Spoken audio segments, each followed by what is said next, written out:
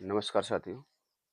आज हम लोग एक मैथ के एक बेसिक टॉपिक है परसेंटेज। इसके बारे में बात करेंगे कि हम किसी संख्या का प्रतिशत कैसे निकाल सकते हैं या किसी दशमलव संख्या का प्रतिशत कैसे निकाल सकते हैं या किसी भिन्न का प्रतिशत कैसे निकाला जा सकता है।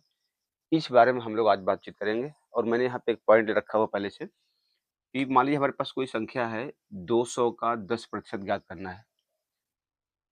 तो हम कैसे ज्ञात करेंगे? इसके पहले हम आपको यहाँ कुछ बताना चाहते हैं। यहाँ पे देखिए, प्रतिशत जो होता है वो बेसिकली 2 शब्दों से मिलके बना होता है, जिसमें से एक होता है प्रति और दूसरा होता है शत। दोनों को मिला के प्रतिशत बन जाता है।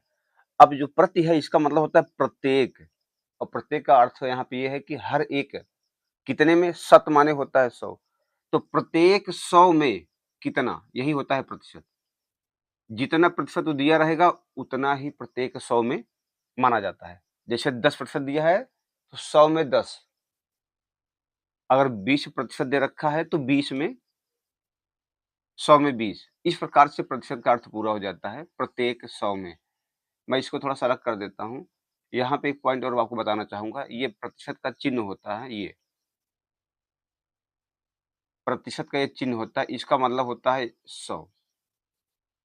अगर यह चिन्ह किसी संख्या के बगल में राइट साइड में लगा है, तो इसको हटा के उस संख्या में आप 100 का भाग कर सकते हैं।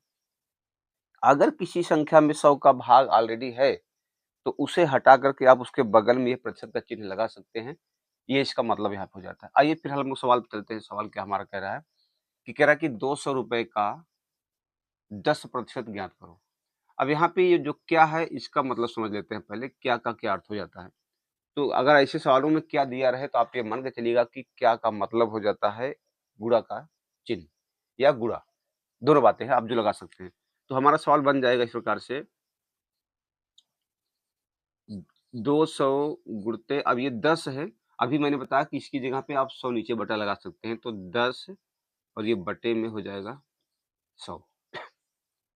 अब आप यहाँ पे एक बात समझ लीजिए, ये 100 का 10 में भी भाग है और 100 का 200 में भी भाग है, लेकिन 200 का 10 में गुणा है।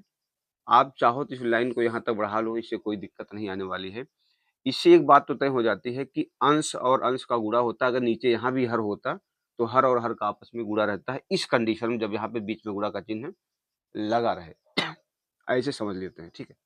तो हम क्या करते हैं कि अगर आपको काटना-पीटना अच्छे से आता है तो आप काट सकते हो। अदरवाइज़ आप 200 का गुणा गुणा करिए 10 में, जो आए यहाँ पे लिखिए उसमें 100 का भाग कर लीजिए, ऐसा भी कर सकते हैं। और अगर आपको 0-0 कहीं पे मिल रहा है, संख्याएँ 0-0 मिल रही है, तो आप 1 0 नीचे काटिए, उतना ही 0 ऊपर काट सकते हैं। फिर जितना 0 नीचे काटेंगे उतना 0 ऊपर काट सकते हैं। तो इस प्रकार से हम देखते हैं कि हमारे पास ऊपर में जो है 2 बचा है और गुणे 10 बचा है। नीचे 1 बचा है, वो भी भाग के रूप में। तो कभी भी किसी संख्या में अगर भाग के रूप में 1 बचता है, नीचे 1 बचता है, तो आप ये समझिए कि 1 की वैल्यू वहाँ पे नगण्य हो जाती है, चूँकि 1 का भाग किसी संख्या में करो, तो वही उत्तर आ जाता है। इसलिए हम 1 को वहाँ पे छोड़ देते हैं। अब ये अगली बार बन जाएगा हमारा 10 दूना 20। तो ये हमारा क्लियर एकदम आंसर हो जाता है, इसमें कोई डाउट नहीं रहता कि 200 का अगर 10% आप निकालते हैं, तो ₹20 आता है या 20 आता है। कैसे आता है समझते हैं। हमने यहाँ पे लिख दिया है प्रतिशत, मतलब प्रत्येक 100 में कितना, जितना वो कहे। तो यहाँ पे प्रत्येक 100 में 10 कहा है, तो यहाँ 2 ही 100 तो है। एक 100 में 10, फिर अगले 100 में 10, 10-10 मिला के 20 हो गया। तो इस प्रकार से आप जो है किसी दी गई संख्या का प्रतिशत बहुत ही आसानी से निकाल सकते हैं। तो कैसा लगा यह वीडियो आपको? ज़रूर एक बार कमेंट में बताइएगा।